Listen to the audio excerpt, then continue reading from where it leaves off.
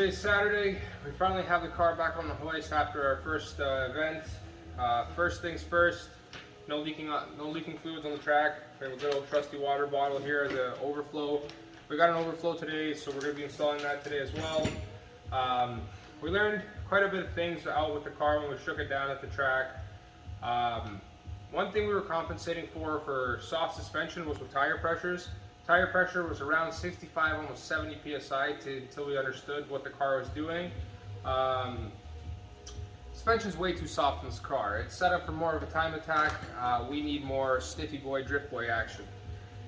This is what we're dealing with. You go into a turn.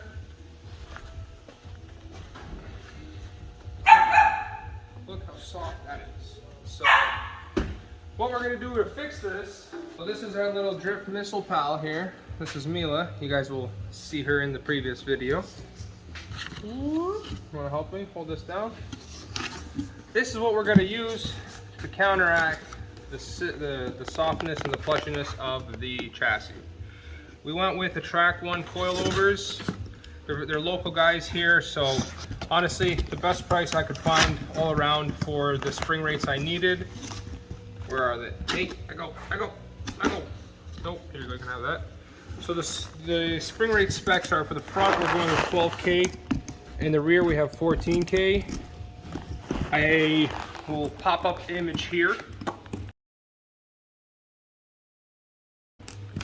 of the weight of the car. We put the car on scales to get the corner balance of the vehicle, and to see how much the front and rear weigh. This is going to be more than enough. The rear end weighs around 700 pounds, give or take. These are 1,400 pound springs per side, so should be very stiff.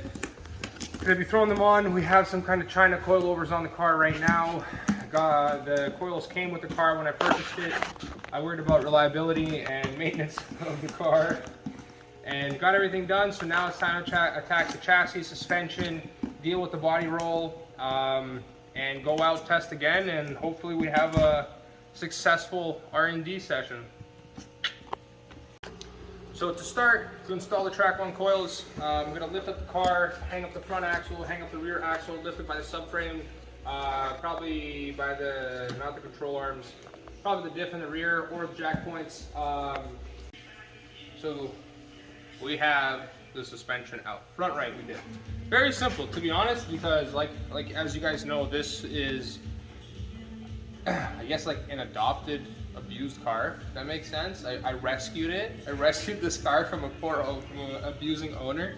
So I guess we could start with the ball joint. It's supposed to have a cotter pin. Just has a basic little 17 mil bolt from I don't know what.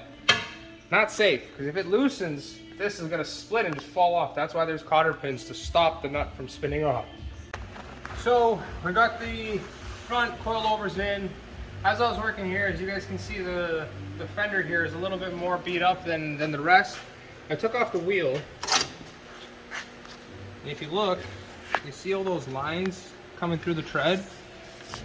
It's like something was trying to slice it all the way through the tire. Look, yeah, right here is the best. You can see the most wear. So what that is in here, we start here, I have a Fender Brace right in here. I didn't touch the passenger side so you guys can see what it looked like. I cut this whole bar away, folded it over onto itself. Same as over here. As you guys can see, the paint's kind of, over here it's a little shiny.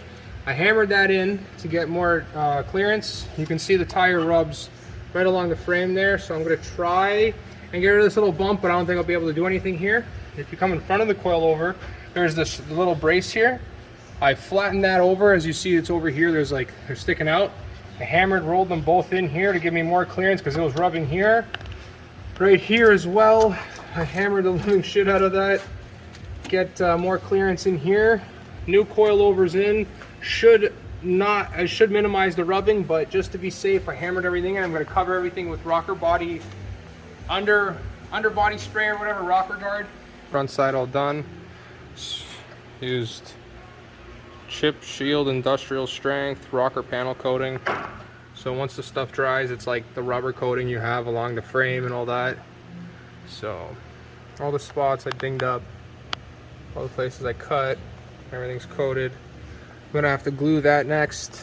And this is the left side, coilovers on. As you guys can see, the modifications have been done, trimmed it away. I did not glue it because I'm gonna be in here adjusting ride height. That's the front drivers. This is the passenger.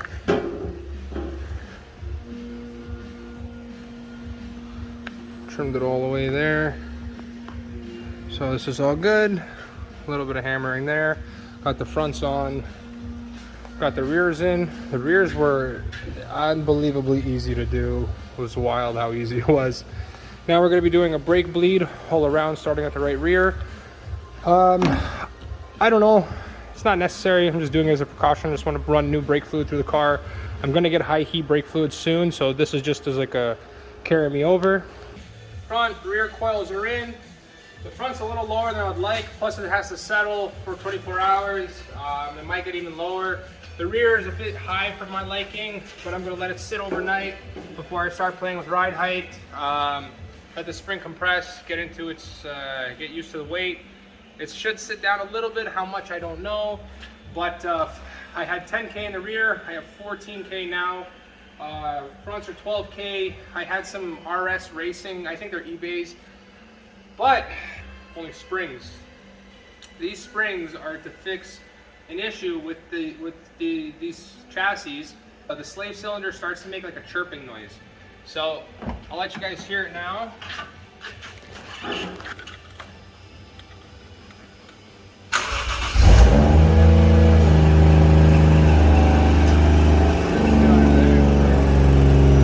There, you can hear that. So this is what happens when you press the clutch a little bit.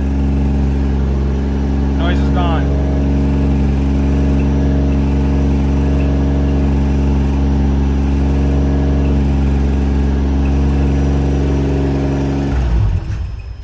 I looked into it. Here's a recall for these cars. The slave cylinder, they've made a new design for them.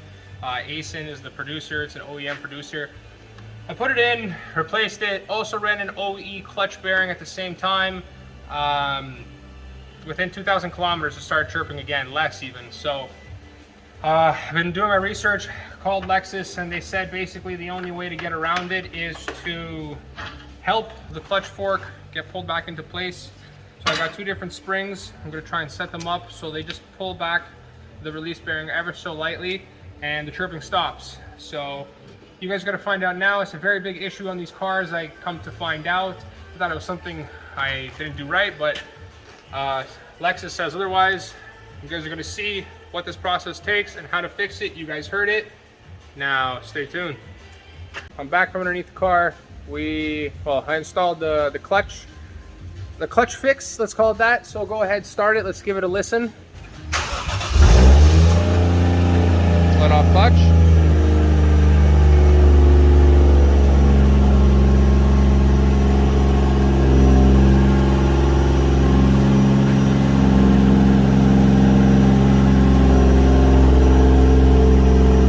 That's it. We fixed it. Killer. As you guys heard, she's fully fixed. It's all good to go. Now let's go up and I will show you what we did. So this is what I ended up doing. I put a band clamp there. I hooked the spring right through the little grooves there. Comes over the slave, all the way over to the little brace for the intake. On the 1 and 2J, it's the same thing, right by the fuel dampener there, the fuel return line. Here it is. So that's all I did basically, just two band clamps, a spring. It's not even very tight. It's literally just enough tension just to help pull it that way, I guess, to release it off of the bearing. And that's about it. That's all you need to fix your chirping on the clutch. This is the new updated clutch cylinder. I tried loosening it, pushing it, any way I did, nothing helped. This is the only way to fix this chirp. That's what Lexus instructed me to do, believe it or not, the dealership. Well, it is 9:42. We got here around like 2, 3-ish. So we are done for today, wrapping it up. It is Saturday night after all, so you know, have some kind of life. Right here, this little orange hose, this little canister here, ordered off Amazon. I'm using this as my overflow can for the radiator, for the rad, the coolant. What I was doing before was I just had a vent tube go down this little hole and it would just drop to the atmosphere. Great for normal day driving, but when you're drifting, you're really pushing the cooling system to its max. It needs to spit it out, and as it cools down, it needs to suck more in, or else, well, you guys know you might destroy your shit. So that is in. Get a water bottle. This was my cat can during the drift event because it kept losing coolant, so gotta do what you gotta do. Pulled out the whole headlight leveling setup because this thing broke. My speed sensor and the hubs, I cut those out. I hammered all the wells out. Right here you can see I spray painted. That's from hammering out to the inner well. I still have to finish up everything here as nothing's tight. I have to still play with the ride height of this car. I have to change the vacuum lines and the fuel pressure regulator. Come around here. Oh, you seen the camera guy tilted this up for us, brought it up one. Big thing, like I mentioned, I replaced the seat belts instead of mounting them down here by the bottom. I brought them up here to the rear top seat post mount. This, what it basically does is it allows, in the case of an accident, if you have the straps on over you here, they're buckled around here. In the case of an accident, if you have a front end accident, it's going to pull you forward. It's going to shoot you forward towards the hood. And with these straps going down behind me, any kind of force is going to push down here and crush my lower spine or my collarbone and everything. So the guys I work with, the Porsche Racing Garage, told me about this. I don't want to break my shit, so brought it to here. I might need longer harnesses for the driver's side, which sadly the sparkles are perfect. I might actually switch them. Not sure yet, but we got that done. It was quite some work to get them in because I had to use a sandwich plate. I adjusted the coilovers stiffness, so these are 100% stiff right now. Oh wait, the car is still in the air. I have to lift it back up, but we got that done. Overflow, the seats, coilovers are in. I'm gonna have to lower it down, let it sit overnight, compress the springs, and with the springs compressed, I'll be able to tell tomorrow how much it's I guess sat down or relaxed or sagged or whatever you want to call it. And then from there, I'll be able to play with the ride height of the car, lower the rear a little bit, lift the front a bit, and I would say about ½ inch in the front, maybe an inch drop in the rear, and just clean up and tidy up everything that I was doing. Got parts everywhere, and that's about it. I think I'm probably missing some stuff that we did, but oh, clutch, the clutch spring as well, most important thing. That's a very big thing. We might make that into a separate little 1-2 minute tutorial video. I'm not sure if it's gonna make it or not.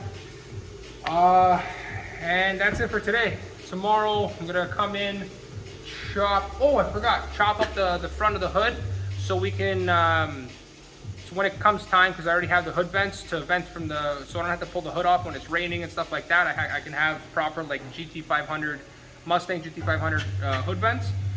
I'm gonna, as you can see here, you see this little bracing inside the trunk. I'm just gonna be chopping all of this away. It's much easier to see on the front, but it makes the hood lighter, and it stops from a front end accident. It stops the hood from crumpling like a piece of a can. Gonna cut weight, make it a lot easier to put the vents in. Tomorrow I might come rip this spoiler off. I have a ducktail for it. I might put that ducktail on tomorrow. I can't remember what else I need to do. It's been a long day. But that's about it. We're gonna go from there. Tomorrow you'll probably see me filming. If everything goes well, I doubt we're gonna make it out to the track tomorrow because it's open track day, skid pad and track day. So I was planning on trying the skid pad. My front left upper control arm is completely shot. The ball joints are just spinning like a little dreidel. Those are coming in Monday. I got to change those. Alignment Monday, and a few more things that I can't think of right now. And this car will be just sitting in its resting place in storage. Anytime there's a drift event, take the car, load it on the trailer, spend 10-15 minutes gathering tools, put it on the truck, and leave. I'm happy that this is coming to an end. Most of the prep, the big work is coming to an end. It's just going to be maintenance, doing fluids, this and that. And that's it. Till tomorrow, still some more stuff to do. Thanks for listening to me rant, and it's been a long day. Thanks for sticking around, and hit that little like button. Definitely helps. But stay tuned and watch out for us at your local drift track.